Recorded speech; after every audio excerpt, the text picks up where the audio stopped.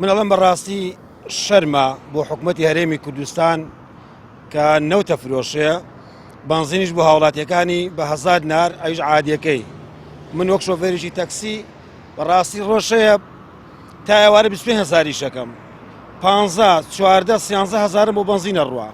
ئایا هیچ مناڵێکی بەرپرسێک نەک عایلێکی وەک من کە هیچ موچەیەکم نییە و برای شەهیدیشم و کوڕە ئەنفالم لەبەرەوەی ماستاوچی نیم موچەخۆر نیم. ئایا هیچ بەچکە مەسوولێک بەچکە تیمساحێک ڕۆژانە بە 12,000 ژیا تا من عایلێکی پێنسەر خێزانی بە 12,000 دینار بەخێوکەم؟ یعنی بەڕاستی مای شەرمە. یعنی من نازانم کاکە ئێوە ئەگە هەر بارن بەسەر میلەتەوەی من بارمان ناویست کە برا نەچاوتان کاڵە نەبۆ مزگەوتی سەرفەکەن پارەی ئەم گەلەی پارەی نەوت و باج و سەلان و ئەنواع عەشت.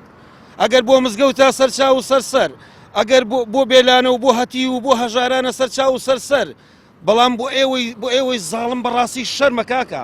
من بۆیە لێرەوە داوا لە خەڵکی کوردستانەکەم هیچ کام معزە قبوڵ مەکەن کاکە.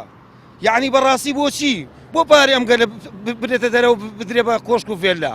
فەشەلیان هێناوە کاکە، لە حکومڕانیە فەشەلیان هێناوە لە هەموو بوارەکانە.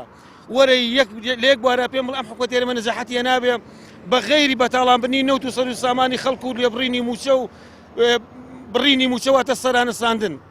لە هیچ شتێک کاکە نەجاحەتی نەهێناوە، ئیتر ئەم خەڵکە بۆ تێناگا.